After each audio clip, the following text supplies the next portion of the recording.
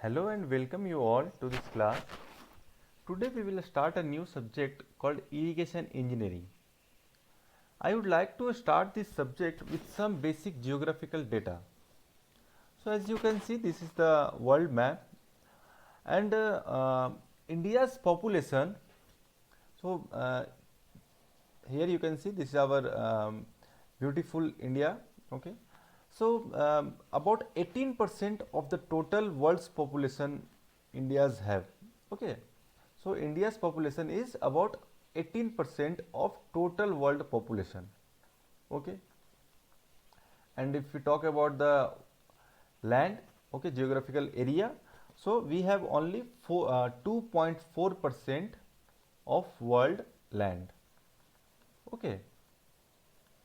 And if you talk about the renewable water resources, so India have only 4% or about 4% of total or world's renewable water resources. Okay. So somewhere we are lacking in this water resources. Okay. So and as far as economic concerned, so in India the agriculture area is the core area which contributes to our GDP. Okay. If you talk about the previous economic survey, so these are the data where you can see. So about 17 to 18% of total GDP is due to this agriculture area. Okay, so that's why we also call that Bharat एक कृषि प्रधान देश है. Okay, so ऐसा नहीं है कि we are doing this agriculture since last few years or decades or centuries. बिल्कुल नहीं. We are well equipped और well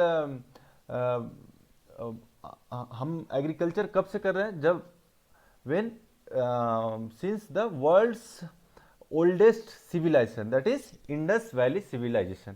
ओके, जब वेस्टर्न कंट्री जो थी, जब वेस्टर्न कंट्री को रहना नहीं आता था, when they were not aware with dressing, how to dress, और वो जब they are not well behaved, तब हमारे कंट्री में इंडस वैली सिविलाइजेशन थी. And since then we are growing crops and और हम ये एग्रीकल्चर को लेके काफ़ी सम एडवांस हैं. Okay, so we can say we are doing this agriculture since the world's oldest civilization, that is Indus valley civilization. Okay, Indus valley civilization. Okay, so we are not doing this agriculture since last few centuries. We are well equipped, okay, and we are masters in agriculture since the world's oldest civilization, that is Indus Valley civilization. Okay, और अगर आप बात करेंगे latest data की, so as per India economic survey 2018, okay, India economic survey 18, this agriculture contribute to almost 17 to 18% to the country's GDP. Okay, so we can understand what is the importance of agriculture in our India. Okay, इसीलिए we should और हमें ये agriculture को लेके काफ़ी advance होना चाहिए, so that we can enhance our agriculture production और एग्रीकल्चर एरिया और एग्रीकल्चर इंडस्ट्री. ओके, सो यहाँ पे देख सकते हैं आप, this is the river map of India. Okay, so from Kashmir to Kanyakumari and this from Gujarat to Arunachal Pradesh. Okay, we are many rivers, but that the distribution of river is slightly uneven. Okay, so in some part of country you can see there are no problem of water, or you can see there are abundance of water, and in the some part of country you can see there are lack of water.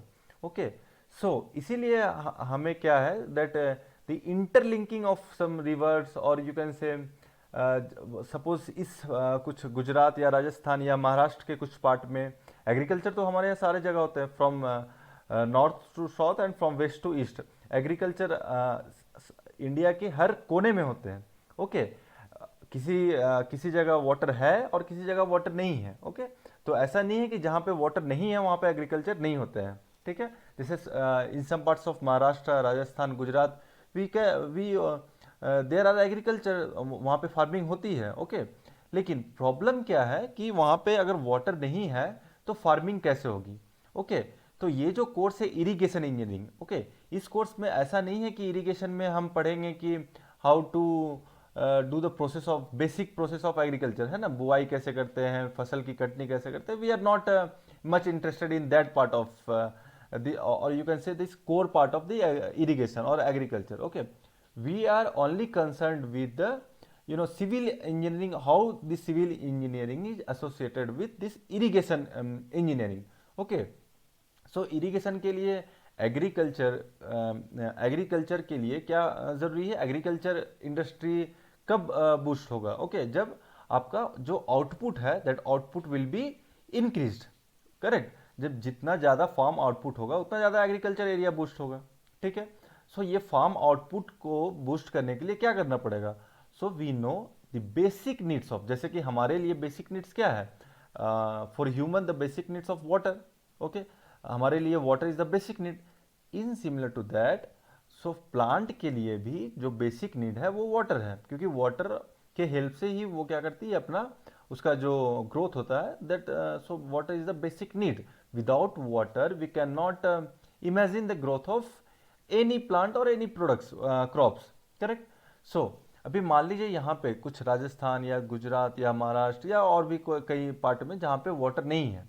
ठीक है, तो suppose rainy season में तो okay, लेकिन जब गर्मी की season आती है ना, जैसे हम लोग बोलते हैं ड्राउट, कभी कभी किसी जगह सूखा पड़ता है। ओके, तो उस कंडीशन में क्या होगा, तो उस कंडीशन में क्या हम एग्रीकल्चर नहीं करते हैं, क्या हम फार्मिंग नहीं करते हैं, तो ऐसा this is not the solution. Okay, agriculture तो करना ही है, तो वहाँ पे हमें क्या करना पड़ेगा, पानी तो पहुँचाना पड़ेगा। ओके, सो इधर we can rely on the ground water. Okay, so जैसा कि हमें पता है कि in the last few years ground water का कंडीशन क्या हो रहा है, ground water is depleting. Okay, so तो अगर मान लीजिए जहाँ पे ग्राउंड वाटर भी काफ़ी डेप्थ पे है और अवेलेबिलिटी नहीं है, तो वहाँ पे क्या करेंगे। Okay, then the role of civil engineers comes into the picture. Correct, तो वहाँ पे हम क्या करते हैं, मान लीजिए इस पोजीशन पे हमें फार्मिंग करनी है और एग्रीकल्चर है। ठीक है, तो रिवर तो यहाँ है। करेक्ट, तो यहाँ पे रिवर नहीं है और सपोज कीजिए यहाँ पे ग्राउंड वाटर का भी काफ़ी स्कार्सिटी है और काफ़ी कमी है वहाँ पे। ठीक है, तो हम क्या करेंगे, इस वाटर को हम यहाँ तक पहुँचाएंगे। करेक्ट, सो तो ऑब्वियसली हम वाटर जब पहुंचाएंगे तो उसके लिए हमें क्या करना पड़ेगा, we need to some do the construction process, और हमें क्या करना पड़ेगा, उसके लिए इंफ्रास्ट्रक्चर प्रिपेयर करना पड़ेगा। ठीक है, तो वाटर के लिए हम क्या कर सकते हैं, वहाँ पे कनाल बिल्ड कर सकते हैं, कनाल का कंस्ट्रक्शन कर सकते हैं। Then the this we comes into the picture. Okay, obviously जब कनाल डिजाइन होगा तो उसके लिए डिजाइन करना पड़ेगा, कंस्ट्रक्शन करना पड़ेगा, तो that's not a part of the irrigation department, है ना। हमें एक सिविल इंजीनियरिंग को ही तो करना पड़ेगा ना, construction. Correct, so then the role of civil engineer comes. Correct, तो हम क्या पढ़ेंगे इस कोर्स में, हम वही चीज पढ़ेंगे जो सिविल इंजीनियरिंग से एसोसिएटेड होगा। ठीक है, तो सपोज कीजिए हमने यहाँ पे एक कनाल बनाया। ठीक है, तो कनाल जब बनाएंगे तो obviously there will be some discharge. So to some extent हम क्या करेंगे, जैसे कुछ जो इंपॉर्टेंट क्रॉप्स हैं। Okay, so there are some few crops. Okay, so we will study the water requirement of crops, कि किस क्रॉप्स को कितना वाटर रिक्वायरमेंट होगा। करेक्ट, तो उसी अकॉर्डिंग टू दैट डेटा और according to the water requirements of crop we will design the canal. Correct, so canal उसी के लिए डिजाइन करेंगे, उसी के प्रोपोर्शन में। ओके, बिकॉज हम कोई भी कंस्ट्रक्शन करेंगे तो ऐसा नहीं है कि मैक्सिमम डिस्चार्ज करेंगे, हमारे पास वाटर का कोई प्रॉब्लम नहीं है, so we can construct a big canal, ऐसा तो नहीं है ना। We should also, economy is also a concern, so हमें ऑप्टिमम डिजाइन करना पड़ेगा, ऑप्टिमम डिस्चार्ज के लिए डिजाइन करना पड़ेगा। करेक्ट, सो इसीलिए हमें for a civil engineering, being a civil engineer, we should know some basic data of this water requirements of crops. Correct, so ये हम इस सब्जेक्ट में पढ़ेंगे। करेक्ट, उसके बाद हम कनाल डिजाइन कैसे करेंगे। ठीक है, तो कनाल जब डिजाइन करेंगे, ओके, सपोज ये हमारा रिवर है, तो यहाँ से यहाँ हमने एक कनाल डिजाइन किया, करेक्ट। सो ये अगर रिवर है, करेक्ट, तो अगर रिवर्स पे ये जब कनाल पे वाटर कब आएगा, जब वाटर को हम यहाँ से यहाँ डाइवर्ट करेंगे, करेक्ट। तो यहाँ से यहाँ डाइवर्ट करने के लिए यहाँ पे हमें क्या करना पड़ेगा, एक ऑब्स्ट्रक्शन क्रिएट करना पड़ेगा, ताकि यहाँ पर एक लार्ज रिजर्वॉयर बन जाए, करेक्ट। और यहाँ से हम वाटर को यहाँ पे हम क्या करें, यहाँ से डाइवर्ट कर लेंगे, ठीक है। तो रिजर्वॉयर को क्रिएट करने के लिए और यहाँ पर ऑब्स्ट्रक्शन को कंस्ट्रक्ट करने के लिए we should make what, we should make the dams, correct. So we will also study about basic design parameters and how to design this. We will not study this structural design, but yeah, we will study to some extent of design of this hydraulic structure like dams, or we will also study this design of canal, correct. तो इस जो irrigation subject है, तो हम लोग we will study about the water requirements of crops, correct, canal designing and design of this hydraulic structure, और उसके अंदर भी काफी सब पार्ट्स है, we will see in details, okay, in subsequent lectures, correct. So benefits of irrigation, अगर हम irrigation की बात करें तो what are the benefits, okay, हम ये irrigation benefits of irrigation, okay, so irrigation के क्या बेनिफिट्स होंगे, करेक्ट। तो सबसे पहले इरिगेशन का the very first benefits you can say that increase in crop yield, okay, increase in crop yield, correct. अगर वाटर रहेगा ही नहीं तो क्रॉप का यील्ड कहाँ से होगा, है ना, क्रॉप यील्ड कैसे होगा, मतलब क्रॉप प्रोडक्शन कहाँ से होगा, करेक्ट। तो क्रॉप प्रोडक्शन के लिए वाटर का तो होना जरूरी है ना। अगर किसी जगह पे मान लीजिए इन समर सीजन कहीं पे अगर ड्राउट आ गया, है ना, सूखा आ गया, ठीक है, रेन वहाँ पे बारिश सही नहीं हुई, ठीक है, तो क्या होगा, वहाँ का एग्रीकल्चर जो एरिया है या जो क्रॉप्स है उसे तो वाटर चाहिए, है ना, उसे तो कोई मतलब नहीं है बारिश हो या ना हो, ठीक है, पानी कहाँ से आए उसे कोई मतलब नहीं, उसे पानी चाहिए, करेक्ट। तो दिस इज आवर ड्यूटी कि हम उसे पानी कैसे देंगे, ठीक है। तो अगर मान लीजिए किसी जगह पे ग्राउंड वाटर की प्रॉब्लम है यहाँ, या वहाँ पे सही बारिश नहीं हुई, तो we should provide the water to that area, ठीक है। तो वाटर कैसे प्रोवाइड करेंगे, बाय दिस इरिगेशन इंजीनियरिंग, है ना। इरिगेशन इंजीनियरिंग मीन्स मान लीजिए हमने क्या किया, कंस्ट्रक्शन, एक कनाल बनाया, ठीक है, उस जगह पे, या फिर कुछ रिजर्वॉयर बनाया, ठीक है, उस जगह के लिए, ठीक है। सो इसीलिए सो इसीलिए irrigation is very important for that increase in crop yields, correct. और दूसरा क्या है, क्रॉप अगर हम रिच कब होंगे, जैसे हमारे पास जो अभी जैसे in last 2 years we are seeing this pandemic, that कोविड-19, करेक्ट। तो सारा इकोनॉमी प्रॉब्लम है ना, तो अभी एवरीथिंग इज लॉकडाउन, करेक्ट। तो इसीलिए हम क्या करते हैं, इरिगेशन अगर होगा, ठीक है, इरिगेशन जितना इरिगेशन डिपार्टमेंट या इरिगेशन करने से, क्रॉप को प्रोवाइड करने से हमारे पास क्या होगा, जो क्रॉप्स प्रोडक्शन है वो प्रचुर मात्रा में होगा, है ना, सफिशिएंट मात्रा में होगा, जितना चाहिए हमें उतना होगा, ठीक है। तो उससे क्या होगा, हम क्या कर सकते हैं, प्रोटेक्शन फ्रॉम फेमिन, है ना, फ्रॉम फेमिन, ठीक है, भूखमरी, है ना, स्टारवेशन भी इसको बोलते हैं, ठीक है। तो हमारे पास अगर प्रॉपर क्रॉप्स या प्रॉपर अनाज होगा तो वी कैन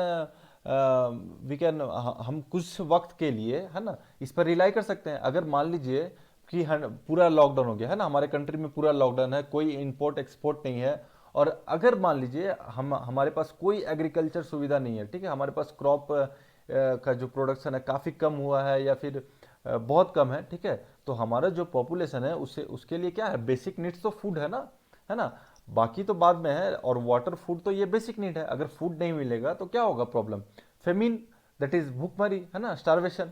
तो जैसा कि हमने खास करके ये जो फेमिन है इसका बड़ा लॉन्ग टाइमलाइन है ब्रिटिश इंडिया के ज़माने में, ठीक है, और जो आपने बंगाल फेमिन पढ़ा ही होगा, दैट इज इन 1943 टू 44।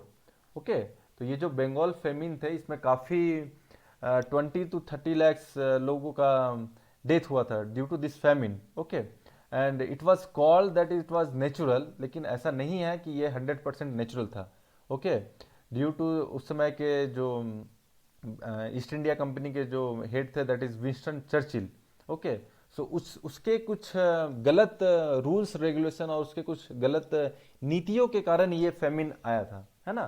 सो ऐसा नहीं है कि that was totally due to natural. Okay, so अगर आप if you have if you have interest in history, so please study about this Bengal famine, है ना।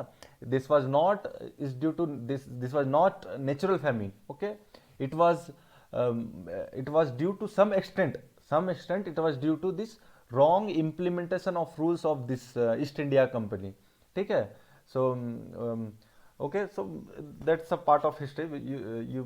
if you are interested, please study about that Bengal famine। correct, तो अगर irrigation होने से क्या होगा, हमारा प्रोडक्शन काफ़ी अच्छा होगा, तो ये हमें फेमिन से कुछ एक्सटेंट तक प्रोटेक्ट करेगा। करेक्ट, भूखमरी नहीं होगा क्योंकि हमारे पास अनाज है प्रॉपर। करेक्ट, नेक्स्ट क्या है, कल्टीवेशन ऑफ सुपीरियर क्रॉप्स। ठीक है, बहुत सारे फार्मर जो होते हैं ना, उनको पता है कि हमारे मिट्टी के लिए ये क्रॉप बेस्ट सुटेबल है, लेकिन हम ये क्रॉप हम लगाने में रिस्क होगा। क्या रिस्क होगा कि मान लीजिए इस साल वर्षा अगर नहीं हुई अच्छा, तो ये क्रॉप क्या होगा, ये क्रॉप का अच्छा नहीं होगा, है ना, घाटा हो सकता है उस फार्मर को।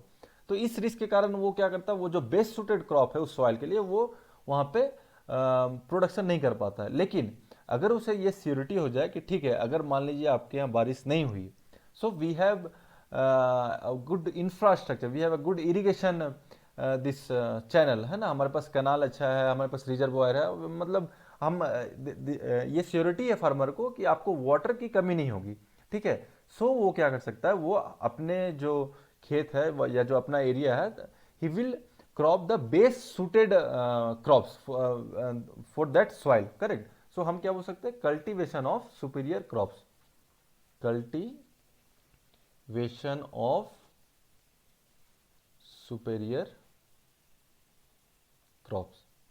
करेक्ट, ओके, और यहाँ पे और भी एक परसेप्शन है, और एक ये है आपके हमारे कंट्री में या बहुत जगह, actually not in our country, almost सभी जगह जहाँ भी फार्मिंग करते हैं लोग, तो वो क्या करते हैं, उनको एक डर होता है कि ठीक है शायद बारिश ना हो या बारिश पानी से कम मिले, तो वो क्या करते हैं, अपने कुछ एरिया है, मान लीजिए ये आपका कुछ एरिया है, ठीक है, ये उनका फील्ड है। करेक्ट, तो उस फील्ड में क्या करते हैं वो मतलब वहाँ पे मिक्स्ड क्रॉपिंग करेंगे। मतलब कुछ मान लीजिए यहाँ पे कोई और फसल लगाए हैं, ठीक है, यहाँ पे कोई और फसल लगाए हैं यहाँ पे, ठीक है, यहाँ पे कुछ और फसल लगा दिया है इन्होंने।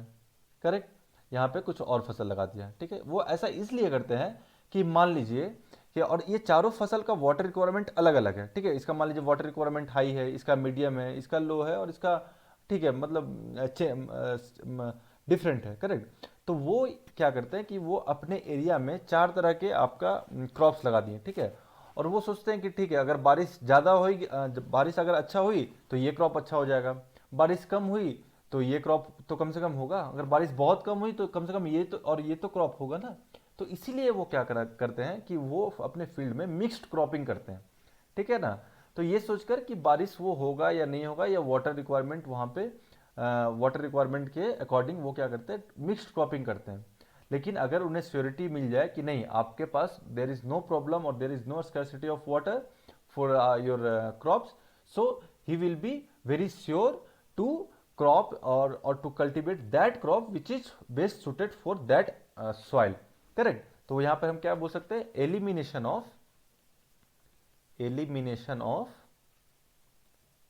Of mixed cropping. Correct, mixed cropping.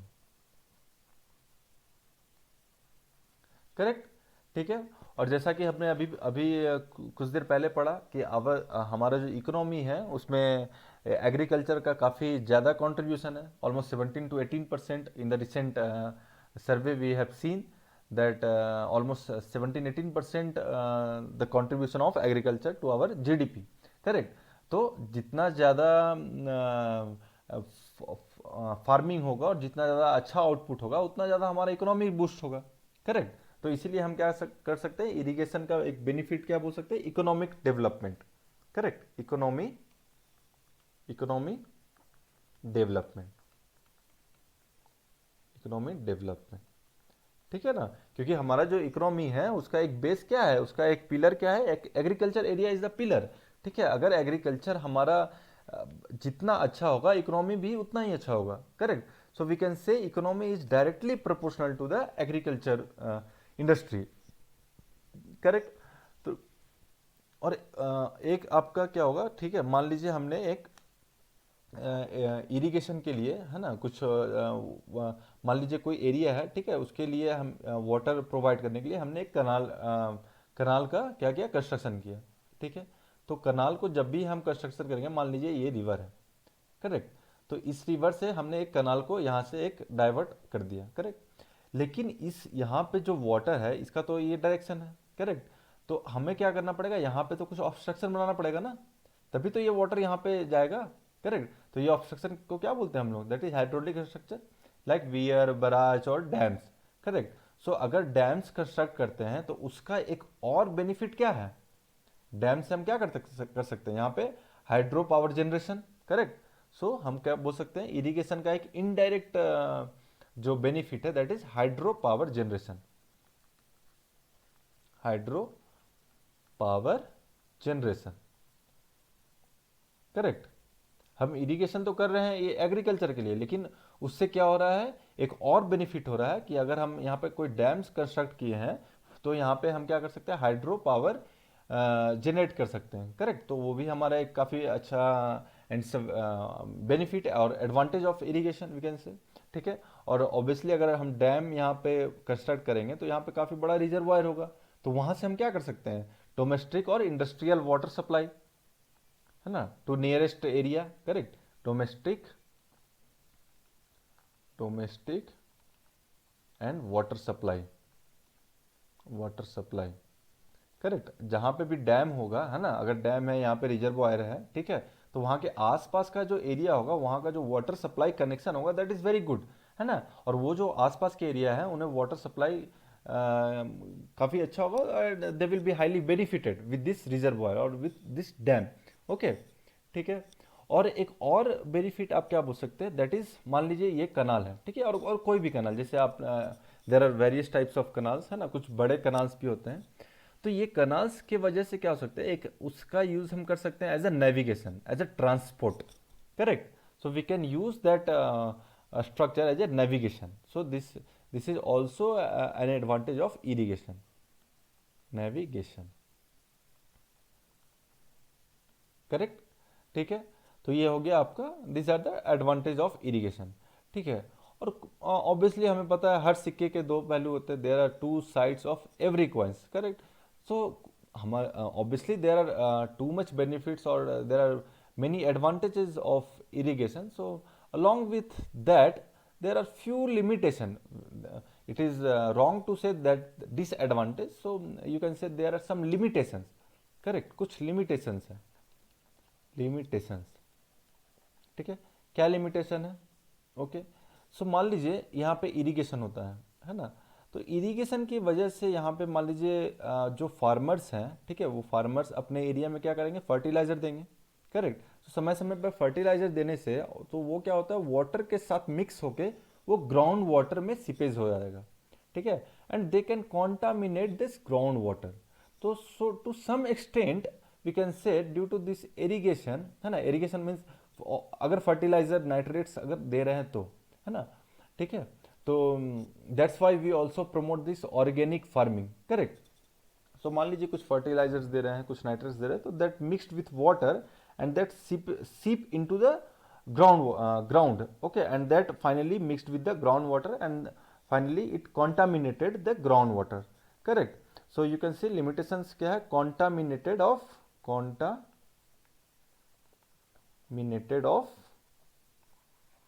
groundwater, है ना, कैसे, how due to this seepage of fertiliser, है ना, ये कैसे होगा, due to seepage of fertilisers, correct, है ना। एक और लिमिटेशन है कि क्या हो सकता है, मान लीजिए जो वाटर रिजर्वायर्स है या कनाल्स है या जहाँ पे वाटर एरिया है ना, सो वहाँ पे क्या हो सकता है, ब्रीडिंग ऑफ मॉस्क्यूटोज, ठीक है, breeding of mosquitoes, correct, mosquitoes breeding होगा तो उससे क्या होगा, जो डिजीज है mosquito related, that is dengue और malaria, that can be a problem, correct. So these are the few limitations, or okay, but apart from this limitation there are too much advantages of irrigation. That's why we study irrigation, and that is an very important subject for the civil engineer as well as for this agriculture area, correct. So in this course we will study in detail what are the water requirements and the how to design this canal. जैसे हमने यहाँ पे एक कनाल को design किया ना, ठीक है, तो ये कनाल कैसे डिजाइन करेंगे ताकि यहाँ पे ऑप्टिमम यहाँ पे क्या हो, वाटर यहाँ पे डिस्चार्ज मिल सके इस एरिया को, ठीक है। और इरिगेशन का भी बहुत सारा टाइप्स है, डायरेक्ट इरिगेशन, इनडायरेक्ट इरिगेशन, है ना। We will everything study in this subsequent lecture, है ना, जैसे जैसे क्लास हमारा आगे होगा we will study all those things, okay. So for today I am resting my lecture here, thank you.